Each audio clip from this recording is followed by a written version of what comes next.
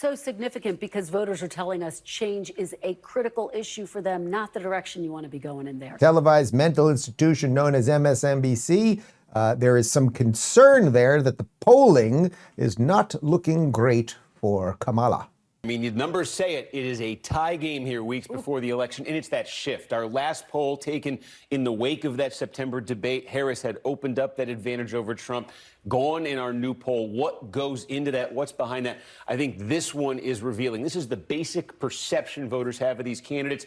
Is it positive? Is it negative? Now, these are not great numbers for either one. Trump 43 positive, 51 negative. He's 8 points underwater, you might say. But look at Harris.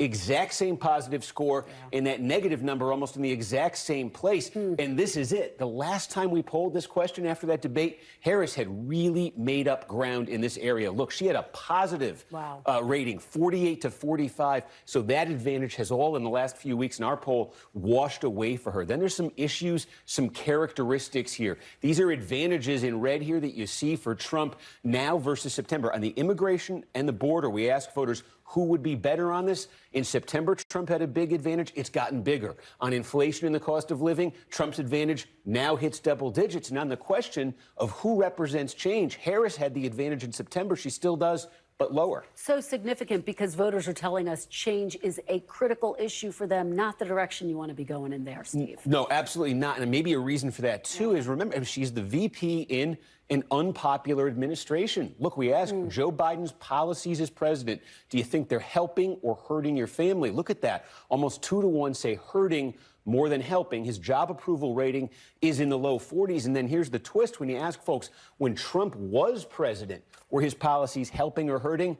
Look at that difference. 44% say helping, 31% say they hurt. So retrospectively, Trump is getting some numbers here. Maybe he didn't even get when he was president. I mean, just look at them side by side and you can see it. Remember that poll we took a month ago that you see here?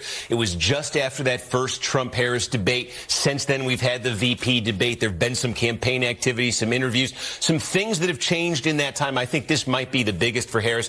We just asked the basic image perception people have. Is it positive or negative of these candidates? The Trump number's always been somewhere in this territory. In fact, this is a little bit high for him, believe it or not, 43% positive. But look at Harris, 43 positive, 49 negative. The significance, we polled this a month ago. She was 48% positive and 45 negative. She was above water, as they say. That's completely reversed. It now looks very similar to Trump's. That's a pretty big shift. Okay, so something interesting is happening here. And remember yesterday we showed you that video of David Sachs from the All In podcast talking about the doom loop.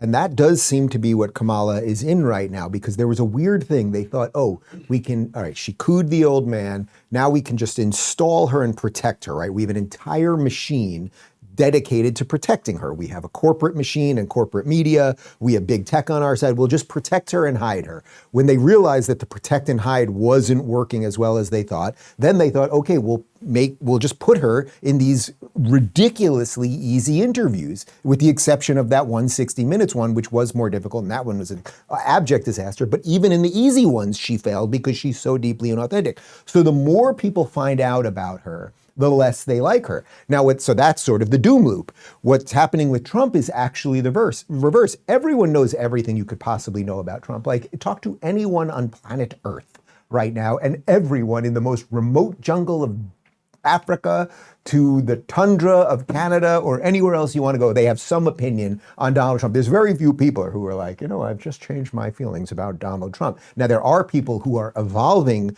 towards voting for Donald Trump because they see the lunacy of the left and they're starting to remember, oh, it was pretty good under Trump, especially in those first 2 years pre-COVID.